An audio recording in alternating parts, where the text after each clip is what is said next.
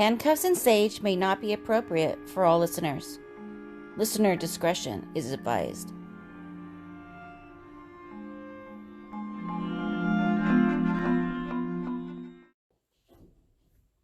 Hello, everybody. Hey! Hello, hello. It's Red. And Demo. And Dre. And this is our official crossover episode. Woo! We are finally putting SuperF to rest, and we are bringing out... We were just live on Instagram. If you guys didn't see us, we announced our big new announcement and our new name. And it is... Handcuffs and Sage. Handcuffs and Sage. Woo! Yay! So, we're going to do a little bit of maybe SuperF stuff and new Handcuffs and Sage stuff. And then we'll finally say goodbye. Yeah. At the end. Goodbye, SuperF. Yeah, goodbye, SuperF. Rest in peace, honey bunny. It's been real, but we've moved on. We've moved on. We're so excited. We want good things. Yeah, of course. We're making the change for good things to happen. And yeah, we're super excited and happy and ecstatic about the change. Yep. We're going to come out with all sorts of swag, so join our Patreon. You definitely don't want to miss out on opportunities like that. And then we should get some swag. Yes. You know. Yeah, this new year is going to be fun. just so much fun and so awesome. And Yay. we're so happy that you guys are here to join us and experience this with us. 2020 is going to be amazing. I know. I can can't wait. Feel it. I can't wait. 2019 has been kind of a mess of like good and bad. Right. And then we've had a lot of kind of bad lately with the fires and the shooting. And it's just been, I'm so ready for 2020. Yeah, we are. Yes. Let's start fresh. Right. Yes. I like it. I like it a lot. So how are you girls? How was your week? Oh, I felt really grateful for this opportunity that our work gave us to help single mothers in our area. Right. So it was amazing that they set this whole thing up. You walked into this room and there's wrapping paper and goodies and just a whole thing set up. And so we went, my friend Billy kind of was like the group leader and got presents for this family. And we got to wrap them and, you know, provide a Christmas for this family. And it just meant so, it gave you that Christmas feeling. That's all so day. cool. That's what Christmas is about. Right. It felt amazing. Yeah. And just thinking about these kids getting presents that they probably wouldn't have. It just, it was such a special opportunity. How was the family chosen?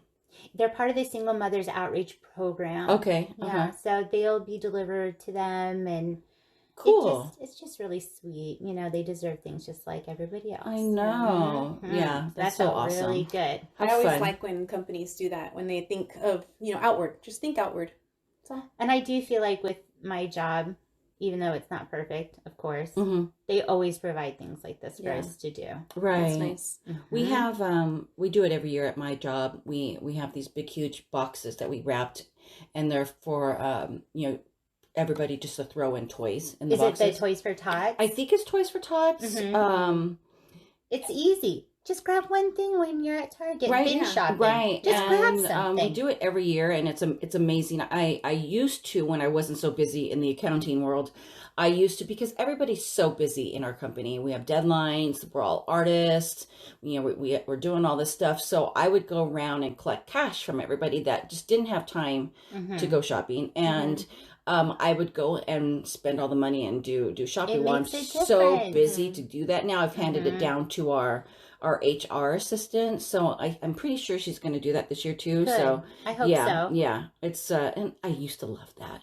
Just a big old wad of cash and just go buy a whole bunch of Christmas felt like a presents. baller? I was like Miss Santa. Did you walk in the store and go, make it red? Sometimes I had 2 carts full, and they're like, wow. They look at me like, wow. I have And 12 I'm like, children. And the best part is that you're buying all this stuff and you don't have to worry like, oh, is Aunt Becky going to like this? Oh, maybe not. Is it the right size? She's probably going to return it. No.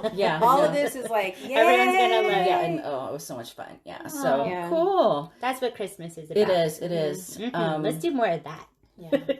Yeah, so we had Miss Amy through her annual Christmas party last night. And, oh my gosh, we did a white elephant exchange. Have fun. And it was so much fun. I ended up getting this. I wanted booze, so I felt it. I'm like, yeah, this feels like booze. So it was this big Stella Rosa rosé. Oh, I like it. Yeah. In this big, huge, like lavender tin. Okay. It's beautiful. I just love the tin. Oh, I saw these on sale. Yeah. And then taped around the top were 4 boxes of anti-diarrhea medication. You're like, I needed this. I'm like, yes, my diarrhea is finally going away. Yay. So we all know from episode 15, Miss Terry. Miss Terry's one of my neighbors, one of my good friends. She's Red's friend too.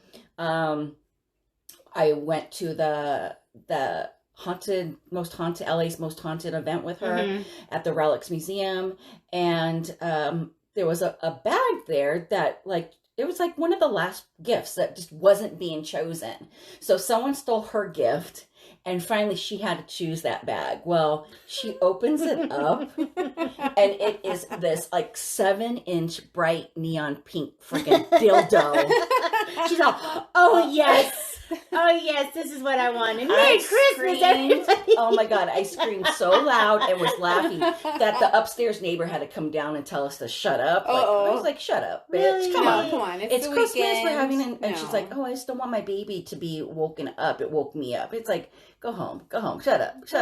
Yeah. Honey. So, oh my God, so so Erin took a picture of her as she's pulling it out of the bag, and the expression on her face is like the best thing. And I'm like, I'll trade that. I have no shame. You want to trade me for that? Well, no, they ran home with that.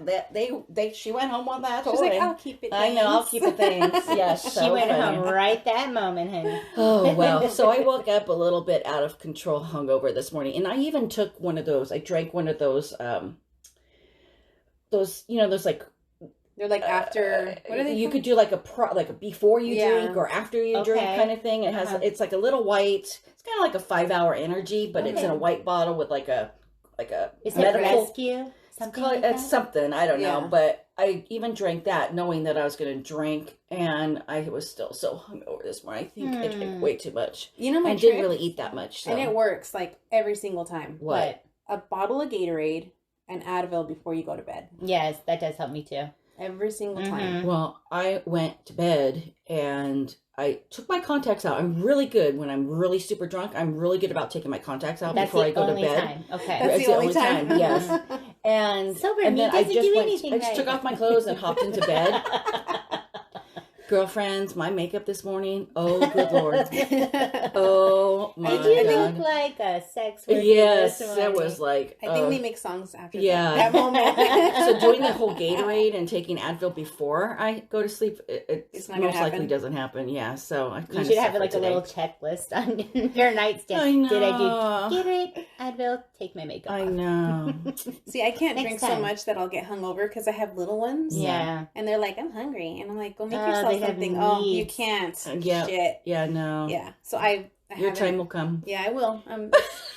Long fucking time from now, but it'll come eventually. Patience, my child. Patience. Well, the 15-year-old, I've been through that. Now I have a 7-year-old, and I could have had that time, but then I went and had another baby. Yeah. That's on you, honey. That's on me. Yeah. Mm-hmm. Nobody else made that baby but you.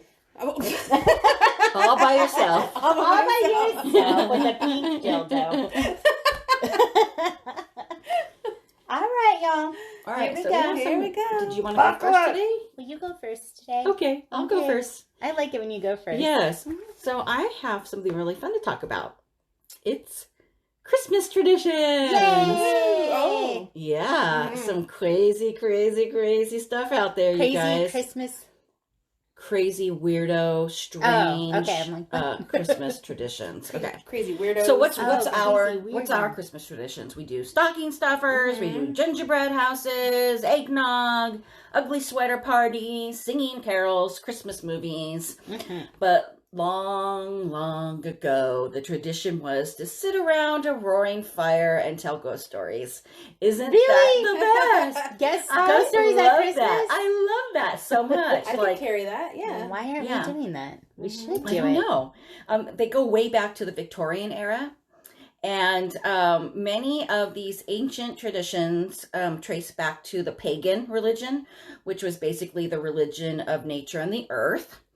And according to religious studies professor Justin Daniels, a quote, "The darkest day of the year was seen by many as a time when the dead would particularly have good access to the living," unquote. So, yeah, so people would get together with family and friends, and they would swap their spooky stories about life, death, and new beginnings. Oh, that's fun. It's fun. That is fun. It's really fun. I think we should start doing that because I think that's fine. Cool. Let's do it. So the most famous Christmas ghost story, what is it? A Christmas Carol. I love the Christmas Carol. Written by Charles Dickens in 1843. Well, they weren't doing anything else in 1843 but writing novels. Come on. If you think about it, it's a freaking scary, jacked up story. I mean, it is. You know, he's this mean old man, and he's, and he's getting his shit told to him by these three ghosts. I need this to happen to me immediately. Right. I'm like, oh shit, but I need to fix it. And I think there's like a movie coming out right now, and I think it's called The Christmas Carol. Oh, really? Yeah. It's like a modern take on it. Oh, that's cool. I think it's coming out in the theaters. Yeah, I think our kids need to see this. Yeah, we need to scare the shit out of our kids immediately. Let's do it. That's so good. Yeah, all these greedy little. Yeah. Watch this movie. Change your life. Yeah, for sure. So he was a big fan of the Christmas ghost story. He also encouraged other writers at the time to write Christmas ghost stories. He had some annual magazines. One was called Household Words, and another one was All the Year Round. So he would do, during Christmas time, he would have all these writers send in different stories written, like ghost stories for Christmas time. I'm like, how come we don't have that stuff now? That's so fun. So it was also once believed that the winter solstice was the time when the supernatural forces were at their strongest. Ooh. And that's when we're born. Yay! Yes! That's why we're Not so me, bad. Time to party. So, was stuff like this celebrated in America? No, probably not, because we're born. Because those pesky American Puritans ruined it for us. God, because they all just seemed like they had sticks way up their asses. So they frowned upon anything that had to do with the supernatural. So, yeah. So, not our people. Yeah. Not our people. So we are from England because that's where it started. That's where we're from because that's our people. Yeah. So, but today it's not that popular in England anymore either. And why? Why? Because we base these spooky stories now with Halloween time. Okay. And the stores and all of our traditions now have, Santas and this and that, and everything's all feel good, and, jolly, jolly. Spend your so money. So that's why buy everything. But I think we need to start this tradition. Yeah, I think we need. I think that's actually a really good idea. Yeah. I'm sure, like, we have so many people that follow us that are, like, into this stuff. Why can't we? We have so many. Yeah. And it doesn't necessarily... many out there. Yeah, it doesn't necessarily have to be a scary Christmas story. It just could be the whole act of just hanging out with family and friends and, telling something spooky. Yeah. It's like my grandfather. He passed away when I was young. And my mom swears, and I believe her, I've seen it. My grandfather will come right around Thanksgiving time and sit at the head of the table, and he will come. Just be part of the family. It's Thanksgiving. My Thanksgiving. daughter has seen him. When she was like 4 years old, she like glanced over through the doorway and was like looking at the table, and she's like, "Mommy, who's that man right there?" And that would freak me out. That's your grandpa. Yeah, little kids see that shit. Grandpa. No, little kids see Yeah. that. My mom every year. Grandpa's here. Wow. Yeah. That's cool though. Yeah, because he loved her cooking. If you can embrace it and not be afraid of it, then it's keep cool. an open mind. Yeah. Okay, you guys, so buckle up. There's some really fucked up traditions on our way. All right. Can't wait. So there's a Welsh custom, which is really cool because I'm part Welsh, and it's called the Mari Lwyd. And in Welsh, that means gray mare. So the Mari Lwyd is a horse's skull, and it has beads in its eye sockets. Why though? and it's decorated with ribbons and bells. Somebody put that together, and somebody should have said, that looks bad. What are you doing? It gets better. Wasting It's beads. carried on a pole, Ew. and it's under a sheet. No. Why? Right? Okay. And it visits children along with some okay. gestures. Oh, it makes sense. This makes sense. The gestures Scaring the shit out of me. Right. So the jesters sing drunken songs and dance around and with the Mari Luid, and until the parents bribe them with food or booze, and then they'll go away. No, that makes sense. That's easy. Yeah. Here's some booze. Take it. So We it's could like actually do fucked this up. one. Yeah. So it's like fucked up Christmas caroling, basically. Yeah. With like this like friggin' horse head thing. Yeah. Wait till I post the pic of what this thing I looks feel like. like my kids would never ever go outside. Right. Yeah, they would need therapy. So this was the ancient tradition. Nowadays they still do it. And it's a little bit less crazy, and it's not pertained to the children. It's more of like an adult fun. It's like Mardi parade Gras. thing. Yeah. Yeah. Exactly. Okay. It's kind of like that. Yeah. I dig that. Yeah. We just need to find a horse skull, you guys, and we can I make know. our own. Oh, that's It's so not horrible. even a big deal. Yeah. No. Stick some beads up its Mhm. eye sockets. Yeah. All right. So the next one is Pari Noel. And this is France's version of Father Christmas. I think I've heard of this before. Mhm, Go ahead. Yeah. So, Pari Noel, he's a nice dude. He's Santa. He comes around and whatever. But he has a bestie. And his bestie's name is Pari Fueta, which means whip father. He sounds like a dick. Okay. Yeah. Wait till you hear about this dude. Like So, Krampus. he was a former murderous butcher who dismembered his victims. And then they were miraculously reassembled and reanimated. It was like a Christmas miracle. So because he did this, he was sentenced to become Father Christmas's enforcer and punished bad kids with floggings. Ooh. Why? Hence the name Whip Father. Yeah. You get a visit from either. Yeah. I like the way Noel. we do Christmas. There's no flogging. Like you're naughty or nice. Right. I mean, I would be super nice if I knew this fucker was coming after me. I know, right? Oh my gosh. Just wait. Like, we are cool with our kids. These people are whack-a-doodle with their kids. Come on.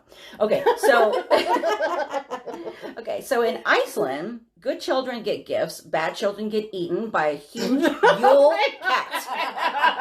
I just put on my pasta when you said that. So Yule is an ancient word for Christmas. So this is like this huge cat. And your gift, okay, so when you're a good kid, your gift Is not dying. is new clothes from your mom that she sewn herself. Oh. Oh, I love it, Mom. Thank you. My arms But are like I want it. hanging in the sweater. Mhm. But if you're the bad kids, then you get eaten by this cat in last year's fashions, of course. Oh, social suicide. You get eaten and you look like shit. Right. That is a nightmare. So, oh my God, the Yule cat. The Yule cat's gonna come get you, you little shit. I know. I'm gonna start saying that to the kids. I'm gonna let Aurora listen to this episode. So funny. Okay. Mommy, is it real? Listen to this. So moving on to the Alpine regions, which is like Switzerland, Austria, Germany. They have the Parata. And it's so weird because it's spelled Perchta. So I had to figure out how to pronounce that, but it's pronounced Parata. Mm-hmm. And she's a former goddess. Same. Yes. And she can appear to you either beautiful or hideous, one of the two. I can also do Me this. too. Uh-huh.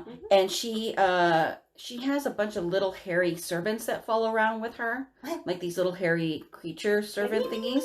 Yeah. And So crazy.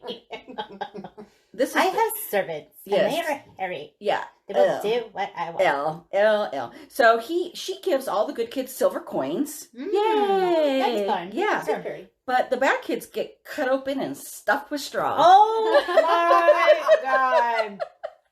It was like Who thought of this shit? And they were like writing, oh, this is good. They're going to love this. Yeah. This is what's going to happen. You're gonna get cut. No, I and mean, I think stuffed. like the alternative is like, don't be bad. right. You know, exactly. like, oh Yeah. hell no, Yeah. no. Yep. Yep, for sure. They could have just said, I'll take your phone away, or, you know what I mean? Yeah. I'll make fun of you in front of your girlfriend. Like, you're not just not getting shit. You're getting messed up, too. Oh, yeah. Yeah, it's not coal in your stocking like what we do here. You know? We're like, too nice. You're getting coal in your stocking. Yeah. No, you're going to get eaten by a cat. No. You know, maybe You're if we gonna get had flogged. these traditions, then the kids wouldn't talk back to us. I'm going to write these down. I know, right? Yeah. It might be a little bit too late for us, but My kids Dre tell can do the it on the two school. little They ones. call child services. Yeah. This is tradition. Yes, it's like knocking at the door. Did you say you were going to cut open your Well, you're chest? part Welsh, so, you know. Yeah. Mhm. So you guys know that North Carolina is like big, like Dutch country, and I didn't know that. I did not. Okay, so the Dutch settlers from Pennsylvania brought to Winston-Salem, which is in North Carolina, the Belsnickel. The Belsnickel is this burly, furry, crotchety guy. I like it. I wish people could see how you're animating and making him come to life. So he's not like, he's like Santa, but he's like brown and dirty and kind of like this like mountain man. Kind of hot though, right? And he's known as the Moravian Santa. But there's a female version of this. Oh. And her name is the Christmas Woman. Does she wear a white dress? I swear to God. No, brown. Brown. Okay. She's a brown. Excellent. Yeah, a Great brown news. furry dress. I'm just sick of white Yeah. dresses. Everyone wears a white dress. But she's not a spirit. She's an actual like No, person. I get it. Yeah. So in the 19th century, rural Pennsylvania and Indiana area, the dad from the families would go and dress up in his wife's old dresses, dirty his face up with like soot. He uses a mop as a wig. He was a cross-dresser. Right. And then he comes back to greet his kids as the Christmas woman. No, he's trying to come out to his children. This is a sad story. So he comes back with a big bag of gifts and a birch switch. What? Oh. And she, the Christmas woman, throws the gifts on the floor and says, "This is for being good."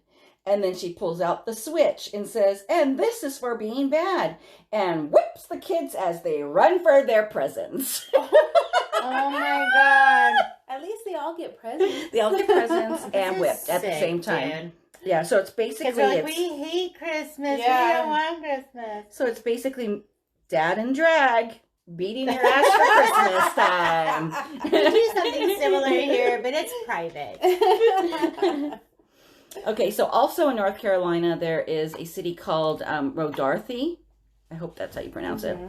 And they celebrate something called Old Christmas or Little Christmas. And it's done twice a year. So they have their normal Christmas on December 25th. And then they do this on January 6th. So Rodarthy is like a isolated coastal community. So after Santa comes on the 25th, they wait around till the 6th of January, and then they go all out. So they sit around and they wait for Old Buck. Now, Old Buck is a bull-like creature that haunts the Buxton Forest. And he's not considered scary, though. He represents the connection of the dead past with the living present. And it's a day to celebrate being reconnected to your deceased loved ones. So kind of like Dia de los Muertos. Yeah. Okay. I like it. So on the morning of the 6th, everyone wakes up to this like drum music. And then they put on homemade masks and they sing carols and they just sit around and they wait for Old Buck to come. So also during that time, they say that young girls get their first glimpse of their future husband. Oh. Yeah. What if you see a hideous fish? You're like, no way. Yeah. So best.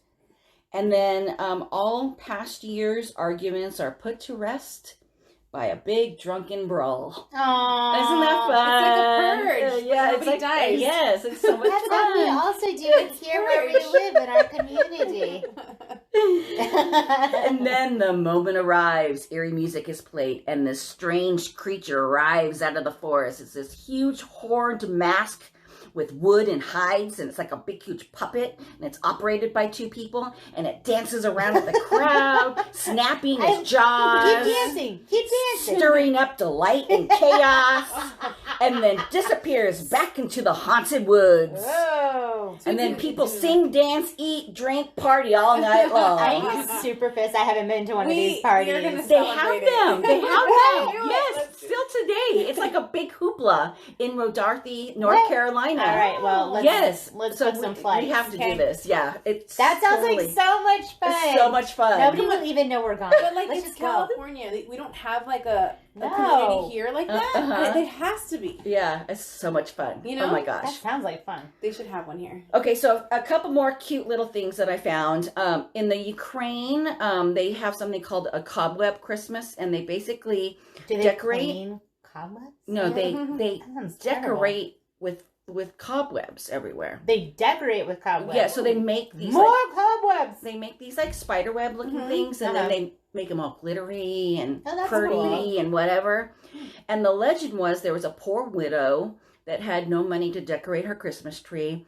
So the spiders that they lived with in their house decided to take pity on them. Oh my god! And they it's spun. bad when the spiders are like, "Honey, let me help you out here, okay? Yeah, you're in a dark place." So they spun all these pretty elaborate webs on her Christmas tree. Aww. So so that's how that legend came about. And in the Ukraine, spider webs are considered lucky. Love it. So, then I am very lucky. Yes. So in my don't house. wipe those cobwebs away anymore. Don't worry, I don't. I'm gonna throw some glitter on them. Yeah. Ooh, that would be fun. Because they stick. Yeah. Because they're like sticky. Just like. Really, how festive your house is. Okay, so in Norway on Christmas Eve, mischievous spirits and witches take to the skies. Sure. So what they do is they hide all their cleaning supplies. So they hide their brooms and mops, so that they won't get stolen from the witches and the spirits on Christmas Eve. I like to put mine out, hoping that somebody will clean something around here, right? Because I'm not doing it. So we always decorate our Christmas trees with like fun little ornaments and everything, but like the history is those glass balls. Right. So those have a history. So glass bowls, back in the day, the glass balls were called witch balls. Oh.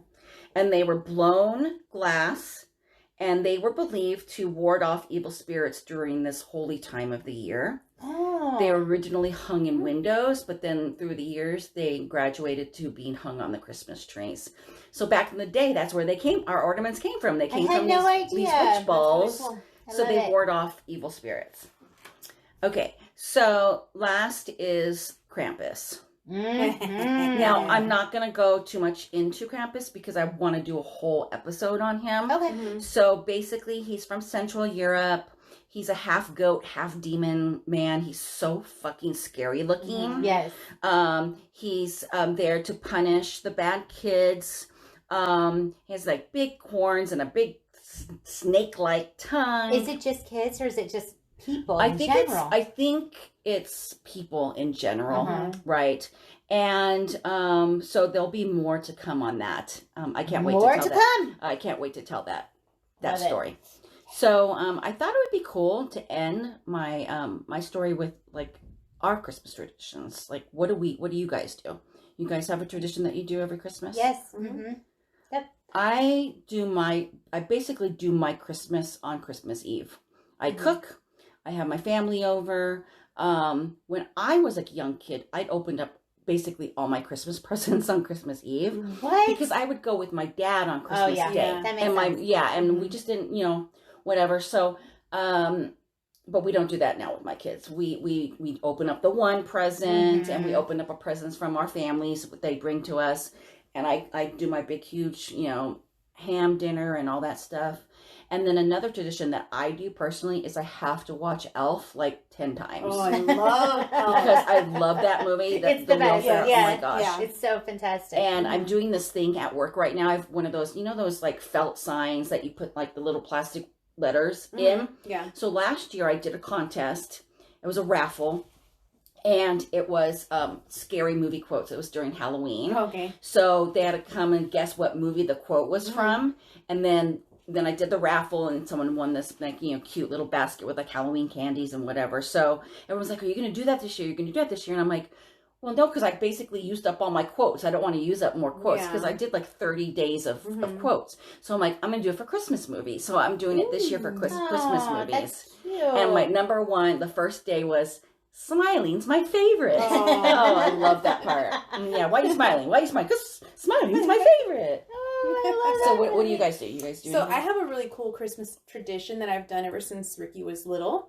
And we have like a strict rule that, like you said, about the witch balls. Mm-hmm. So my grandmother actually, when I was a kid, we did this with my mom.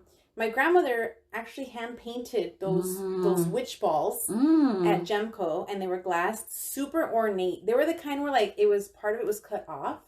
Oh, and yes. there was like a scene on the inside. Yes. It could be like a nativity. It was like stars. It was a tree. I love those. So beautiful. And I will always look at these glass balls with like such like love in my heart. They're 'cause I treasures. think of my grandmother. Yeah. And so we did this with my mom. And so when Ricky was little, I would grab the balls and I would tell him like, oh, this one's from your grandma and this one. And I would just go over all of them. So we do the glass balls at my house. I've had 3 kids. Nobody touches my balls. It's the weirdest thing. Yeah. You know, you go anywhere else. I had a party last night and these kids are trying to touch my glass balls and I'm like, even my 10-month-old. Taken them off. And... I did. goodness. I put them up on the back on the top and then I replaced them. But even my 10-month-old knows that's a no-no. He's only 10 months and he's just like, hands off, mama said. I am not going to piss off this lady. I love that. My aunt used to say, like, if you hide things from your kids and then they like, you know, of course they don't touch them or break them or anything. What happens when they go to someone else's house? You need to teach your kids how to respect things so that they do that everywhere they go. That's no matter what. Right. So I have these glass bulbs in my Sweet, on my tree. I love that. Yeah. Along with all the yearly ones that we collect. Will you take know? pictures of them and send them to me? I want to see what they look like. Yeah. Okay, cool. I love Yay. that. Okay, what So about you, fun. Red? Okay, so Well, we've already talked about the drunken brawls that you do. Yeah. sure. And the drag. That's just part of okay, cool. So what else? We do other things too. So every Christmas Eve, our whole family comes together and we do a kickball game. Really? Yes, Fun. we love it. And we pick teams. It's such a Oh good my time. gosh. We do like shots of Fireball before the game. Nice. Right? So we're feeling real good. Cool. And then we have a nice dinner together. And then Scott always reads the kids Twas the Night Before Christmas. Oh, and that's so sweet. up until this, even though they're teenagers, he still does it. And And they still love it. I love that you guys went Christmas light driving Oh my around God, too. it was so fun. And we got these 3D glasses from like a 7-Eleven or something. And you put them on, it's like you're on an acid trip. So all the lights look like gingerbread men or elves. Are you serious? Yeah. It was. That's a thing? It reminded me of high school. It was crazy. Yeah. Wow. Yeah, so that was a lot of fun. You know, and then before Christmas, when Megan, goes through each ornament and we talk about those times in our lives. I really do love that. Yeah. I do. And she was so sweet. She went over to my mother-in-law's house and did that with her too. Oh. Those are memories. Yeah. Yeah, and she got one for her and her boyfriend Cute. this year. Every year is so special, and like you have to look back on that. We do the pictures now with the year on it because it's so easy to forget. Aurora will look back at like anything before 2012 and go like, "Where am I in there? You weren't even thought of. You weren't around." That's so cute. I love Christmas. I know. do. Yeah, for a long time I wasn't into Christmas. Like past couple years ago, I just wasn't into it. And past couple years, I'm coming back. I'm coming back. You're coming back strong, I'm so girl. glad to hear your guys' traditions. That's so sweet. I love that. Okay, Yay! My turn. Are you ready? I am so ready. Are you ready? I'm so excited. So I'm doing Christmas stories, of course, for this time being. Last week we did the whole family massacre, which was a total bummer. That was such a great Christmas carol. Christmas story. So I'm going to follow tradition and do another one. Okay, awesome. Christmas traditions, I guess. That's what we're doing tonight. All right, buckle up, y'all. Here we go. This is called the Covina Massacre. Do you know where Covina is? It's in California, right? Okay. I actually lived in Covina when I was itty bitty bitty. Really? Yeah, Okay. before we moved to SCV. Cool. All right. Oh. Covina, And have you baby. ever heard of the story before? No. Okay. That's when I saw it. I'm like, ooh, Oh, I know where interesting. that is. Okay, cool. Hey, Covina. The Covina Massacre occurred on December 24th, 2008. So it is a suburb of Los Angeles for anyone else who doesn't know where it is in California. 9 people were killed from either gunshot wounds or an arson fire inside a house where a Christmas Eve party was being held. Oh, so God. people are enjoying their Christmas traditions and got taken out. So here we go. Are you ready? Ready.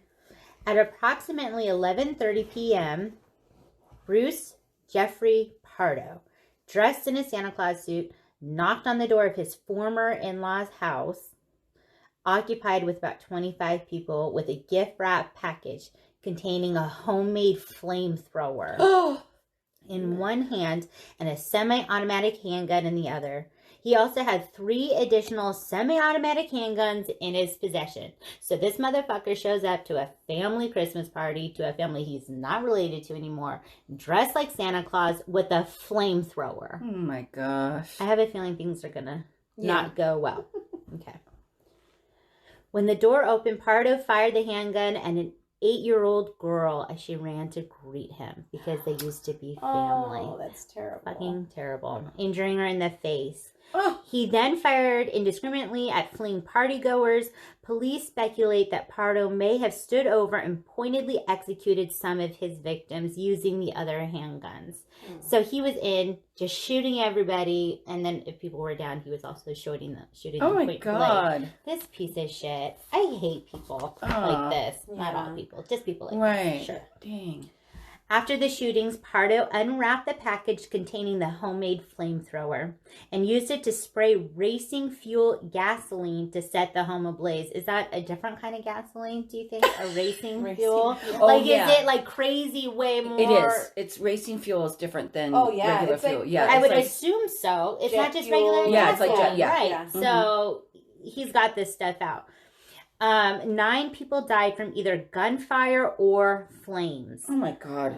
And 3 others were wounded. The 8-year-old girl who was shot in the face was severe, but it was not life-threatening injuries, so that's good. A 16-year-old girl shot and wounded in the back, and a 20-year-old woman who suffered a broken ankle jumping out of the 2nd floor window. There was one survivor who called the authorities during the attack after escaping to a neighbor's house. The resulting fire soared approximately 40 to 50 feet and took 80 firefighters an hour and a half to extinguish. Oh my gosh. 80 fine-ass firemen trying to put this flame out for a long-ass time. So that has to show you like how big it was, which is why the racing fuel, that made sense. It must have been just crazy, right?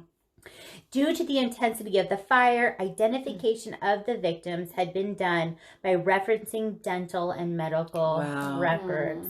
Terrible.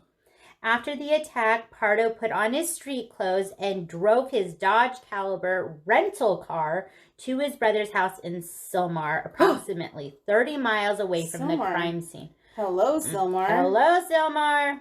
We're mentioning you. Where he was later found dead with a self-inflicted gunshot wound. So I just hate when people do these horrible, terrible, motherfucking things and then they kill themselves. Right. Like, they're not going to face any punishment. Coward's way. Oh, God. His brother was not present in the home at the time of Pardo's death. It was initially believed that Pardo intended to flee to Canada by plane as he had bought an airline ticket to a flight on Air Canada. However, subsequently, it was discovered the flight was from Los Angeles to Moline, Illinois, with a layover. Pardo had called days before to tell his high school friend that he had planned to visit, but investigators are unsure if he ever intended to go or if the flight was just a full investigators. He had visited the friend before in October 2008.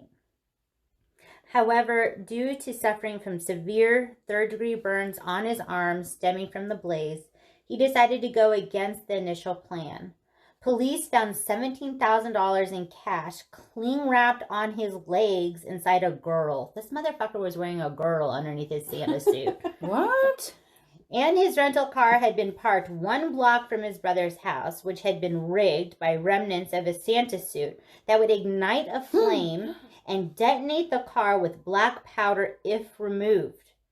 Also recovered from the scene were 4 13-round capacity handguns that were each empty and at least 200 rounds of ammunition, suggesting that what had been inside the car was being treated as a threat.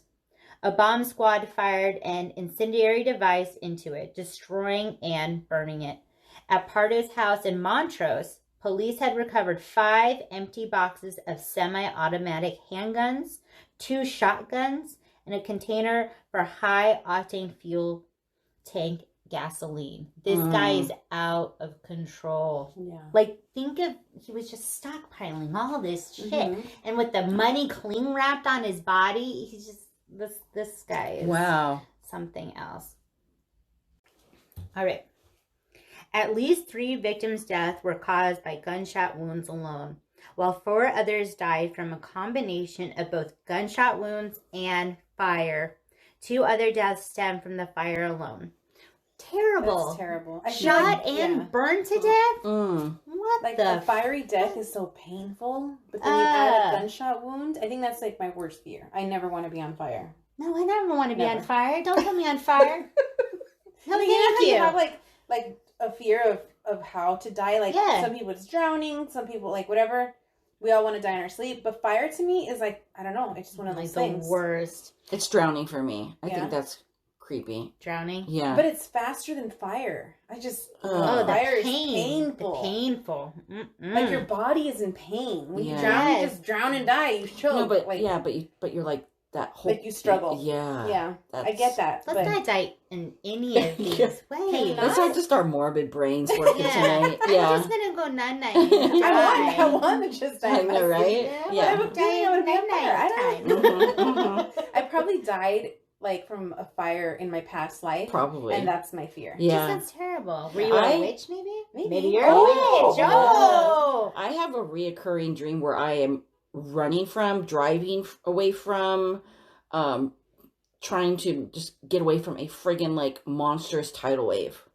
Oh. You see? That sounds like stress to me. It's so horrible. I haven't had it in a long time, knock on wood. Well, that's good. But it's so scary. And there's been times when I've gotten away from it. And then there's been times when like I'm in a building and it's like slowly rising up with water. Or that sounds like so stress. Crazy. Anxiety. It's so crazy. I need to look up how dreams affect you. Yes. Somebody Google that shit. Okay. The victims include, here we go. That's always sad when we talk about all these victims. So Sylvia Ortega Pardo, 43. This was his ex-wife. Okay. Alicia Ortega, 70. Sylvia Pardo's mother, so the ex-wife's mama. Joseph Ortega, 80. Sylvia Pardo's father. Charles Ortega, 49. Sylvia Pardo's brother. Oh my gosh. Sherry Ortega, 45, Charles Ortega's wife. James Ortega, 51, Sylvia Pardo's brother. Teresa Ortega, 52, James Ortega's wife. Alicia Ortega Ortiz, 46, Sylvia Pardo's sister. Michael Ortiz, 17, Alicia Ortiz's son. All these people died. So they're saying that this is the motive that they think caused all of this to happen. Police speculate that the motive of the attack was related to marital problems. Yeah. Probably. How'd you put this together? Were you up all night? Great detective work. Yeah. they pay them for this. Pardo's wife of 1 year. That's kind of crazy. 1 year. Wow. That's it. That's a lot of rage for 1 year. Wow. Me and my hubs are going on 19, let me tell you. Okay? 1 year, it's nothing. Yeah. Easy time. Pardo's wife of 1 year had settled for divorce in the prior week. However, Pardo held no criminal record and had no history of violence. That's terrifying. That's crazy, because you usually don't hear that. He had been fired from his job as an electrical engineer at ITT Electrical Systems Radar Systems in July.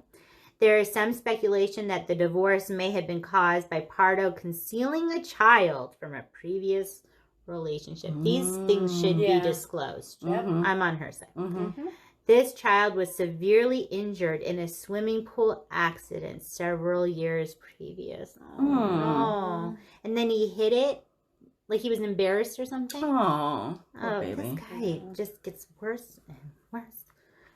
The couple wed on January 2006, but soon grew apart after their marriage when Mr. Pardo refused to open a joint account with Miss Pardo. What? Let's get all the money. No, not me. I get that. Hell no. No, we're as one. Your money is my money. My money is my money. Right. That's how it is. That is how it is. He also expected Miss Pardo to take care of her own 3 children with her own finances. So he was not in a we're married and we're partners in this. This is not a blended family. No, it's not going well. There's several red flags here. Jeez. In June 2008, divorce court had ordered Bruce Pardo to pay $1,785 a month in spousal support. That seems like a lot. For 1 year of marriage? That doesn't make any sense. Spousal support? Yeah, no. It's not alimony, right? It says spousal support. Spousal support? That seems like a lot. I feel like maybe child support. How many kids do they have? How much money was he making? Together. No. So it has to be based on his income. It has to be on the income, For a year? Okay, for a year? So yeah, that's I'm weird. going to have my hub look into what he was doing because it was going well. Yeah, that seems like a lot. Maybe they were together for way longer. And it's like common law marriage? Maybe. Oh, it's California. We don't have common law here. Oh, yeah. That's a true That's story. so weird. Okay, well, he must have been making bank. Yeah. During the divorce proceeding, Bruce had confided to a friend his wife was taking him to the cleaners. Yeah, I think so. I think that is correct. What year was this? 2008. Oh, it's recent. Yeah. Okay. In July, Mr. Pardo was fired for billing false hours, and the court suspended the payments due to job hardship. So that's how he was making all that money. He was billing more hours. He shouldn't do that. That's wrong. Yeah. It was revealed that he had planned to kill his own mother after the massacre at Sylvia's home due to her apparent sympathy for Sylvia during the divorce proceedings. That's pretty bad when your own mom is like, I'm on her side, not your side. You suck. Pardo was required to pay Sylvia $10,000 as part of the divorce settlement. According to the court documents, Sylvia kept the wedding ring and the family dog. In a court declaration, Pardo complained that Sylvia was living with her parents, not paying rent, and had spent lavishly on a luxury car, gambling trips to Las Vegas, meals at fine restaurants, massages, and golf lessons. She was living the life. Well, good for her. Do what you want, girl. She got the family dog, the wedding ring, $10,000. I understand the dog, but the wedding ring? I don't want that. I don't want that. I hocked my ring as soon as I was out of there. Did you? Yeah. Was it satisfying when you did that? Yeah. Y'all, bye, Felicia. It was gonna be. I sold it for gold, like so they were gonna melt down and make. It's like so. It's like gone. It's gone. I lost mine actually. I had an engagement ring, and it was the thing that pisses me off the most about it is that my ex was like not working at the time, and so it was like, yeah, I want to marry you, and then we picked a ring, and I put it in my name. And I ended up paying like $7,000 for a stupid $1,000 ring because he never paid for it. And it was like late fee. You can't go late fees at McClave Jewelers. That's not going to happen. So they charge you a lot of money. So then is it run by the mob? Yeah, it was. You have to pledge your allegiance to these people? I don't know. Did you give blood? Or? No. Okay. No. I mean, that thing cut me a few times. But, Dang. But I was so pissed because I spent so much money on it that when I lost it, like during my move or something, I was like, shit, I spent a lot of money on that stupid thing. All right. Whatever. Okay, so I'm going to give you a little news story that was part of this story that came out. Okay, so this story came out December 26th. The incident happened on December 24th. Okay. This is from CNN News. So Friday, December 26, 2008, Los Angeles, California. A pipe bomb exploded Thursday night in a rental car used a day earlier by a man suspected in a Christmas Eve attack in which at least 8 people died, police said.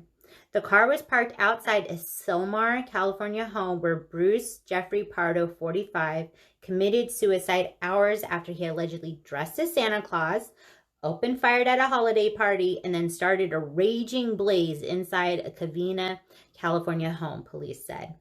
Investigators have yet to identify 8 charred bodies recovered from the burned house, which belonged to the parents of Pardo's ex-wife. A 9th person is counted as missing. A police bomb squad was attempting to render safe a suspicious device in the rental car when it erupted into flames Thursday night. Los Angeles Police Sergeant James Bender told the Los Angeles Times.